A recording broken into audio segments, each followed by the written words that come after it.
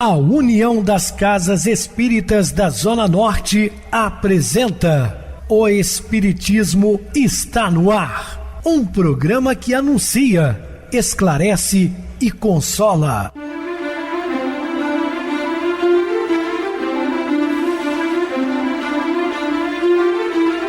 Não se turbe vosso coração. Credes em Deus, credes também em mim. Na casa de meu pai há muitas moradas. Se assim não fora, eu vou-los teria dito, pois vou preparar-vos lugar. O Espiritismo está no ar. Sintonize esta frequência. Pare, pense na vida, faça perguntas. Uma ótima noite para você, muito obrigado pelo carinho, pela sintonia. Rádio Clube FM, sua voz e a nossa voz. Estamos no ar de segunda a sexta, desde 2014 pela emissora, depois também pelo YouTube. O canal é Viver _ Melhor. Se inscreva, deixa seu like. Sua opinião é sempre importante para nós. Ou acesse o YouTube, digite O Espiritismo está no ar. Lá encontrarão vários programas, inclusive o do dia. Recebo carinhosamente meu querido amigo, expositor espírita, Marcos Ferreira. Uma boa noite, seja muito bem-vindo. Boa noite, Pedrosa. Boa noite a todos os ouvintes. Vamos para mais uma noite de estudo do Evangelho de Jesus. Muita paz a todos. Bem, meus irmãos, vamos estudar sobre amizade. Isso falando de Maria de Nazaré. Dúvidas, entre em contato conosco ligando para o WhatsApp da Clube FM, 0 operadora 32 999327758. Quer falar comigo? Utilize a TIM 988012675. O WhatsApp 9844949 novamente 59. O e-mail, o espiritismo está no ar, @hotmail.com. Interajam conosco, façam perguntas, tirem dúvidas, podem dar sugestões ao programa. Estamos à disposição dos ouvintes. Vamos agora para aquele momento muito especial que é o nosso momento de oração. Sintonize esta frequência. O Espiritismo está no ar. Momento de oração. Estás destinado a realizações superiores para o teu bem e o bem geral. Procedes da ignorância e rumas para a grande luz. Anelas pela claridade futura.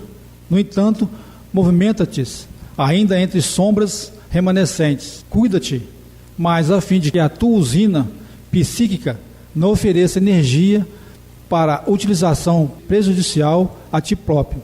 Muita paz e muita luz a todos. Estamos apresentando O Espiritismo está no ar. Bem, meus amados irmãos, estamos de volta com o assunto da noite, falando sobre amizade e, obviamente, referindo a Maria de Nazaré. Bendita és tu entre as mulheres e bendito é o fruto do teu ventre. Definitivamente o mundo conhecerá o amor que promana de Deus, exemplificado nas leis da justiça por teu filho amado. Isso aí foi uma referência pelo anjo Gabriel a Maria de Nazaré. A paz se faz para as criaturas e nos regozijamos com a graça que te felicita a vida. Eis que em meu ventre se faz sentir o amor com sua proximidade. Salve, agraciada, o meu filho te saúda em espírito e verdade, e bendizemos a Deus. Incontrolável pranto domina Zacarias e José, que em prece agradeciam as bênçãos daquele momento. A claridade do luar inundava as montanhas, deixando ver encontro de rara significação.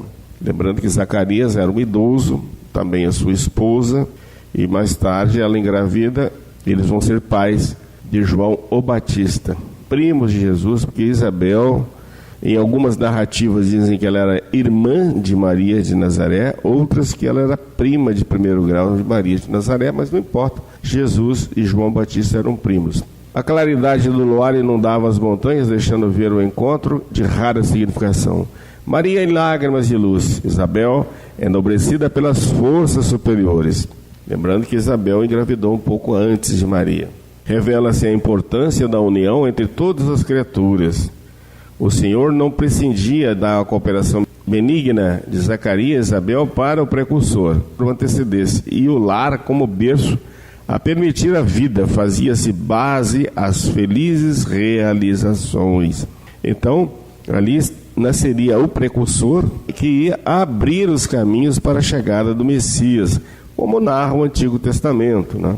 Em meio ao júbilo espiritual que se estabelecera, Maria elevou um cântico ao Senhor. A minha gratidão se eleva ao Pai Celeste. A Ele rendo graça pela imensa misericórdia que se manifestou em minha vida. Sou humilde serva, sei que todas as gerações me chamarão bem-aventurada. Buscarei aprender com o seu amor. Quero ser luz perene às trevas, esperança face ao desamor, brandura ante a violência. Como a mais simples de todas as servas, desejo estar junto ao Pai, reverenciando-o. Sei que as mãos do Senhor guiam os caminhos tormentosos da terra. Dirigida por elas, desejo permanecer por todo sempre. Palavras de Maria Santíssima. Esse espírito de alta envergadura moral que recebe do Criador a grande incumbência, né, de carregar em seu ventre o seu Filho amado, Jesus de Nazaré. Indescritível luz jorrava do corpo de Maria. Suave perfume se fazia sentir, abençoando-as lentamente. A mediana luz foi-se desfazendo, deixando-as entregues ao luar. Cheiva em doce mimo, agasalhou os ombros de Maria e a conduziu ao interior de seu ninho, escondido nas montanhas. Após alguns dias, o carpinteiro de Nazaré deixou Maria junto aos primos e retornou ao seu labor.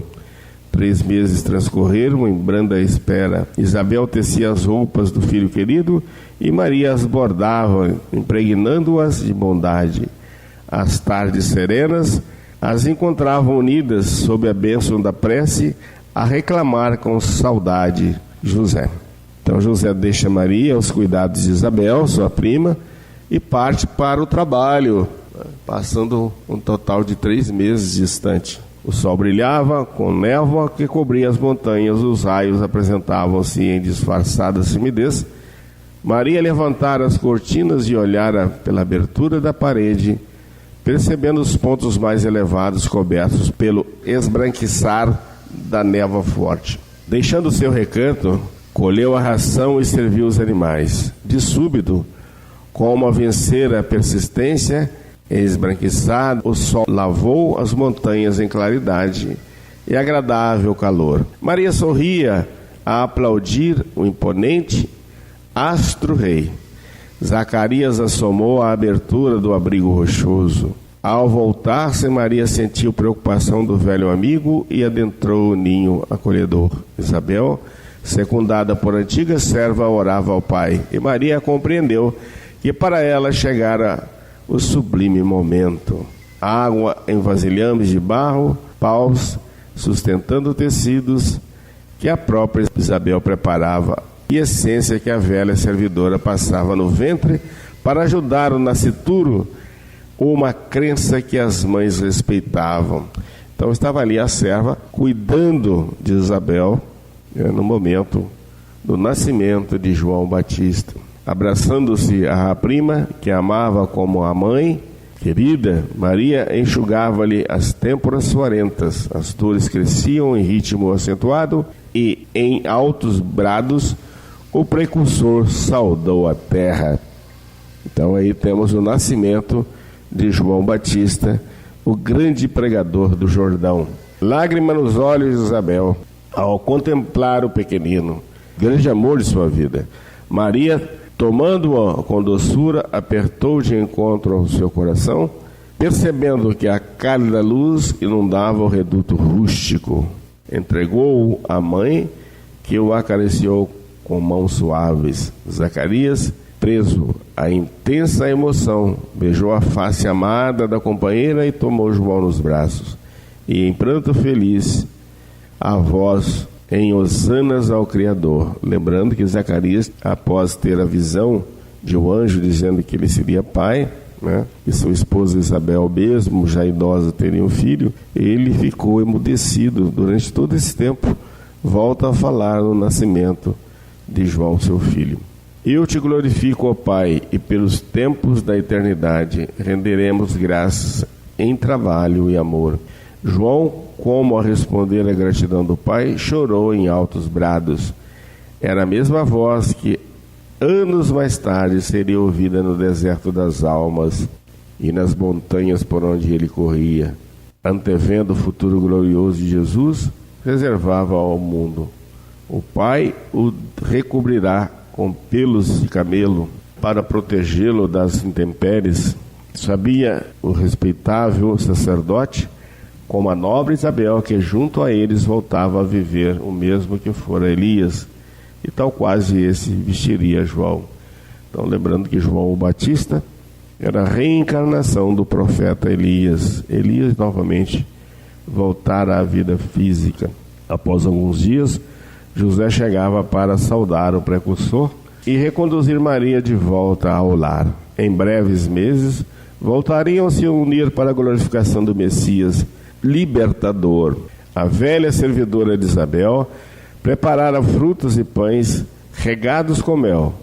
A despedida com lágrimas singelas entregou a Maria um pequeno manto que tecera para Jesus. A mãe amorável beijou-lhe as mãos rudes com profunda alegria e lentamente começou a descer as montanhas íngremes rumo a Nazaré. A primavera abandonara os campos e já não se presenciava a mesma beleza de antes. Apenas o Jordão mostrava-se o mesmo irredutível Senhor no seu anseio de correr.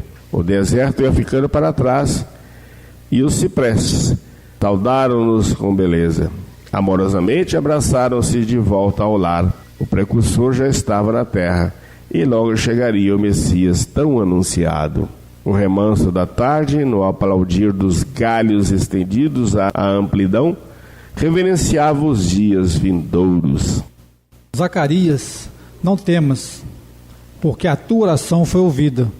Isabel, tua mulher, dará à luz um filho, e lhe porás o nome João.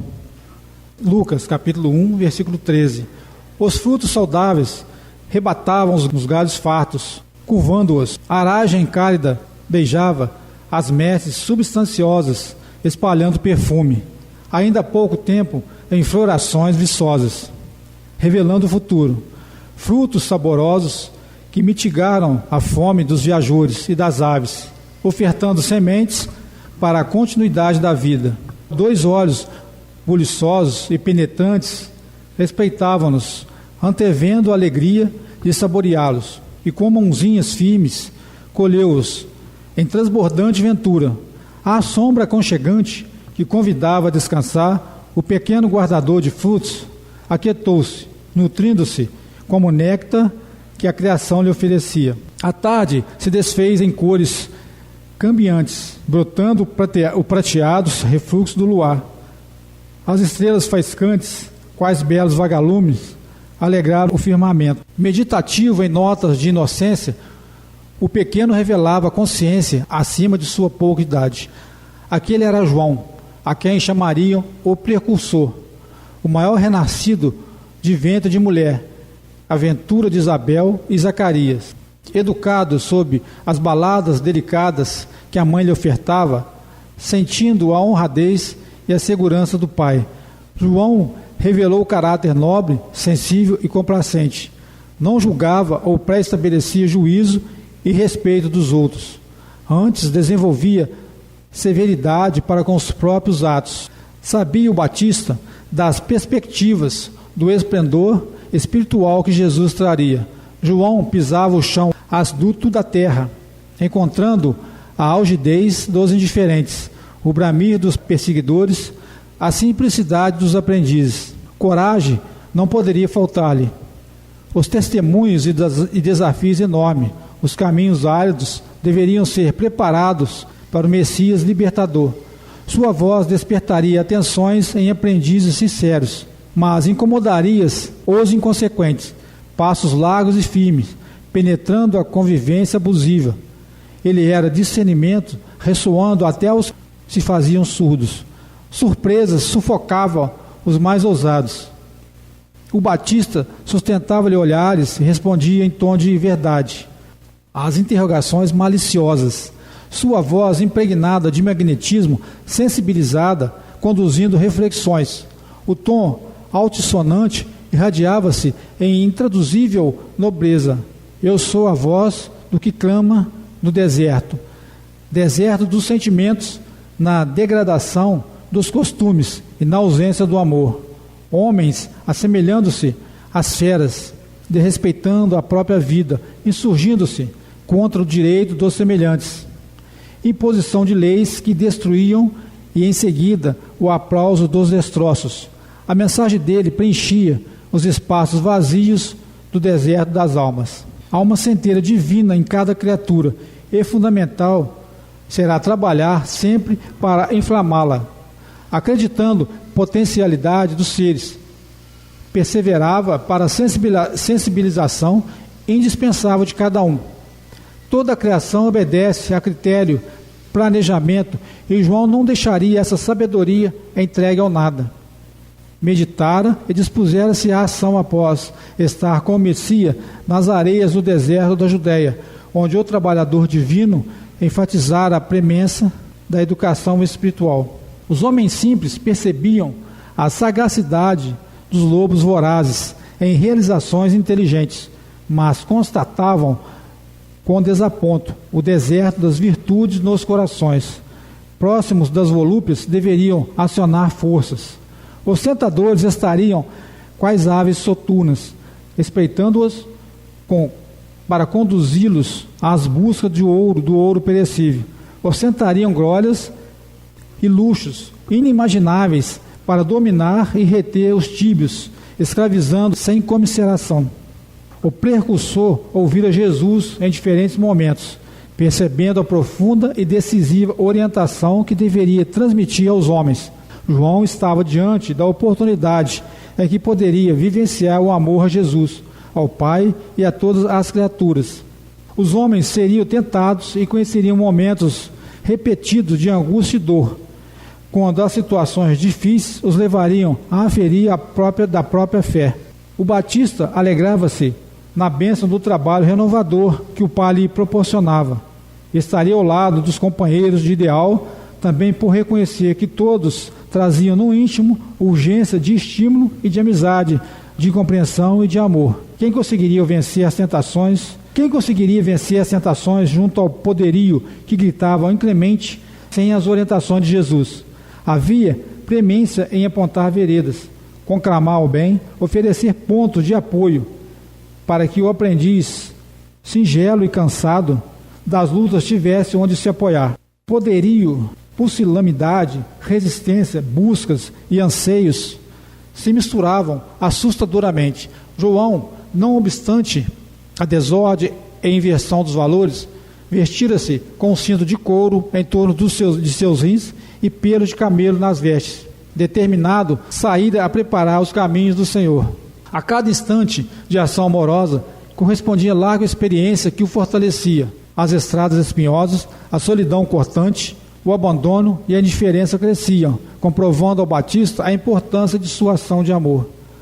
As trevas se dilatavam além das dimensões humanas, e invadiam os sentimentos, influenciando negativamente até os decididos. Mãos ardilosas e ferinas armavam ciladas para destruir a cimenteira de luz que realizava. Difíceis testemunhos enfrentou para despertar mentes e corações. Arrependei-vos, porque é chegado o reino dos céus. Arrepender-se é ter um lampejo de consciência, percebendo o que significa o bem e o mal em suas consequências. A voz conclamava este estado de contrição, oferecendo os esclarecimentos exatos para a transformação do íntimo. A lei de Deus, em sua justiça, crescia nos atos do Batista, como luz e força aos que desejavam segui-la. Preparai o caminho do Senhor, endireitai as suas veredas. Os caminhos do Senhor revelam harmonia.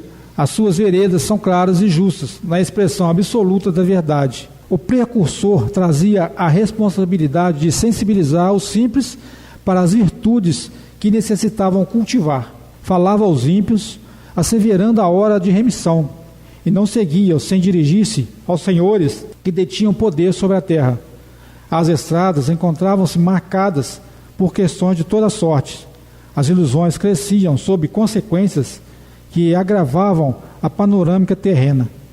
Com bravura, placidez, ele harmonizava os dons mais simples para que com alguma maturidade recebesse o Messias. O batismo era procurado como caminho de redenção. A imersão na água, segundo hábitos antigos, traria purificação ao homem. O povo, excessivamente apegado aos cultos externos, às práticas estranhas, submetia-se à circuncisão. Para ter o próximo, também batizava e transmitia segurança em esclarecimentos que indicavam novos caminhos. Com eles, o batista estudava, refletia e trabalhava os caminhos de Deus. A mensagem destacava a condição precípua ao esforço pessoal para a consolidação das virtudes no coração. Compreendiam-os de boa vontade que as práticas exteriores não conduziam ao aperfeiçoamento. Antes, pelo contrário, restringiam as possibilidades nascentes. Foram aprendendo severa e docemente a trabalhar para a conquista de tudo aquilo que desejavam em relação à vida eterna. Raça de víboras, quem vos ensinou a fugir da ira futura? Nenhuma fuga ou abandono, e sim razão e constância para o desenvolvimento harmonioso da vida. Consideravam muitos que a simples imersão nas águas do Jordão promoveria a felicidade, inclusive apagando as ações do passado. Ele orientava sincero e conciso que perante todas as criaturas deveriam reajustar-se em vivência inequívoca de amor, e não mais presumais de vós mesmo, dizendo: temos por pai a Abraão, porque eu vos digo que mesmo dessas pedras Deus pode suscitar filhos a Abraão. Perante o Cristo, a presunção deveria transformar-se em simplicidade, não mais o apoio em poderes transitórios para aparentar dons que não possuíssem. Os ensinamentos objetivavam mostrar àqueles homens que todo o poder emanava de Deus. Força e esplendor resumavam expressões fidelíssimas. Das pedras Deus pode suscitar filhos a Abraão. Ao Pai e Criador era ensinado gratidão, sentimento que expressariam em obras que dignificassem os caminhos terrenos. A escusa, a conveniência, as posições acomodatícias eram trabalhadas para a modificação dos costumes. E também agora, posto o machado à raiz das árvores, toda árvore, pois, que não produz bom fruto, é cortado e lançado no fogo. Em momento algum vacilou diante dos semelhantes. Sua voz rompia o sarcasmo e a ignorância. Abraçava a boa vontade dos aprendizes, percorrendo o ilimitado dos sentimentos. O machado significando a verdade, a raiz como mais secreto nos homens, em suas torpezas ocultas na terra, porém visíveis ao Pai. Lançado ao fogo, é encaminhado à justiça, à reparação sob a lei eterna. O fogo purificando, tal qual a dor redimindo. Acima de todas as circunstâncias, aqueles eram dias de posicionamentos verdadeiros. Toda ilusão e fantasia, como palha sem valor, seriam queimadas para o ressurgir do eterno e verdadeiro amor. Aquele que vem após mim é mais poderoso do que eu, cujas alpercatas não sou digno de levar. Ele vos batizará com Espírito Santo e com fogo. Muito bem, Marcos, bem explicado. Vamos agora para o intervalo musical, a seguir a nossa oração final. Detalhes da ingratidão.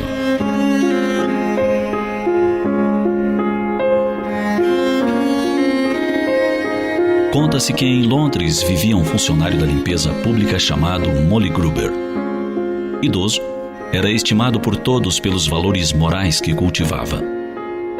Uma manhã, quando recolhia o lixo do parque onde trabalhava, viu que um menino se debatia desesperadamente nas águas do lago. Logo percebeu que o garoto estava se afogando. Pessoas se aglomeravam, assistindo curiosos, barulhentos, sem nada fazer em auxílio à criança. O velho trabalhador, embora com suas dores reumáticas, se atirou na água gelada. Com dificuldade, trouxe o menino são e salvo de volta às margens do lago. Dada sua saúde precária, caiu desmaiado ali mesmo. A ambulância foi chamada e ele foi levado ao hospital. Seu feito logo ganhou as páginas dos jornais. Enquanto isso, a mãe do menino que fora salvo chegou ao local e começou a examinar o filho, totalmente transtornada.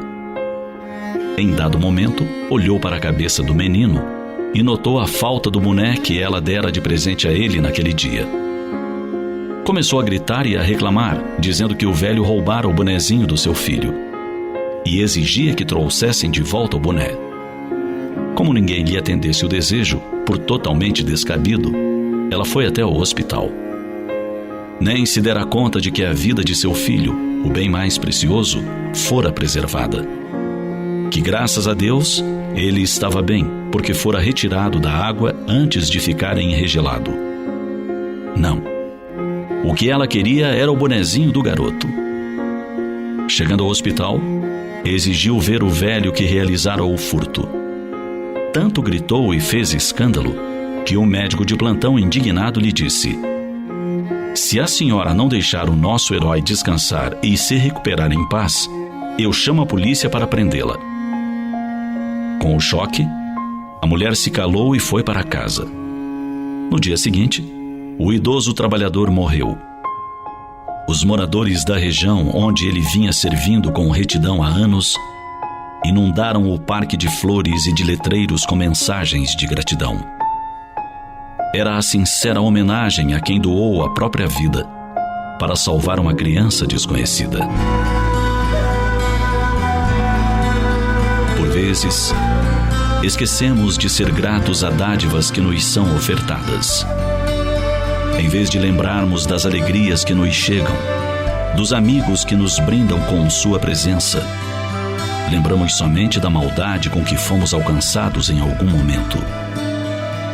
Assim, um amigo nos oferece seu carinho e atenção por anos.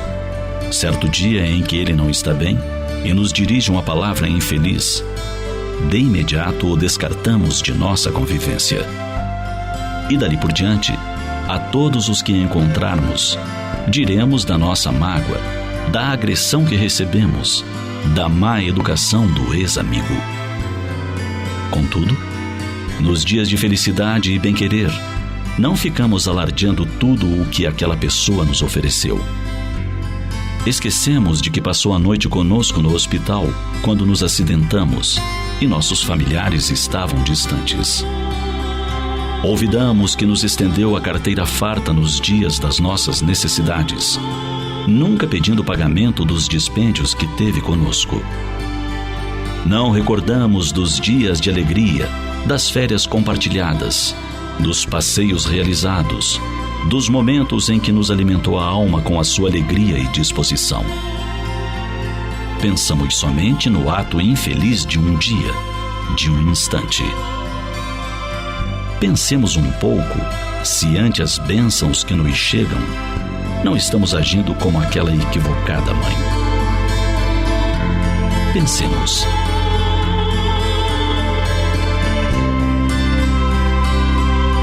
Sintonize esta frequência. O Espiritismo está no ar. Momento de oração. Senhor Jesus e Mestre, pedimos a paz para nós, para o mundo. Não a paz da nossa gente, mas a paz que somente Tu pode nos dar.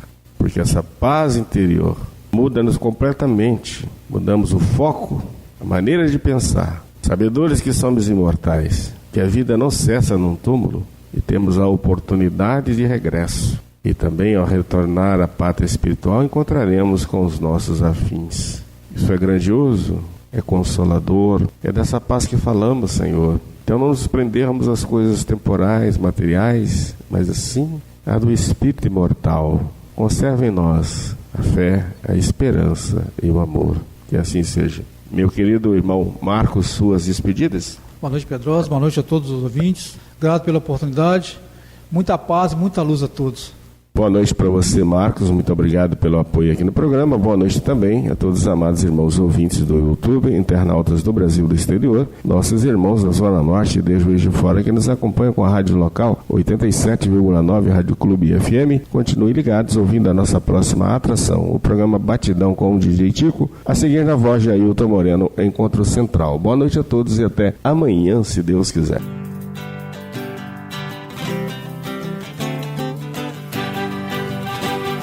A União das Casas Espíritas da Zona Norte apresentou O Espiritismo Está no Ar, anunciando o Evangelho de Jesus, esclarecendo sua mensagem, consolando corações. Olhe pro céu e descubra imagens de luz. Se tem Jesus, o amor todo que Deus te deu. Pense no bem, no melhor em que pode fazer. Seja o que for, também vai receber. De coração, ajude-me, irmão. A caridade é o caminho do amor. Faça ainda que possa sofrer, pois bênçãos de Deus há de ter. Ame, perdoe e viva melhor a natureza, o céu e o mar. Veja o encanto que a vida nos dá, a chance eterna que temos para amar, para amar. Olhe pro céu e descubra imagens de luz. Sinta em Jesus o amor todo que Deus te deu. Pense no bem, no melhor em que pode fazer.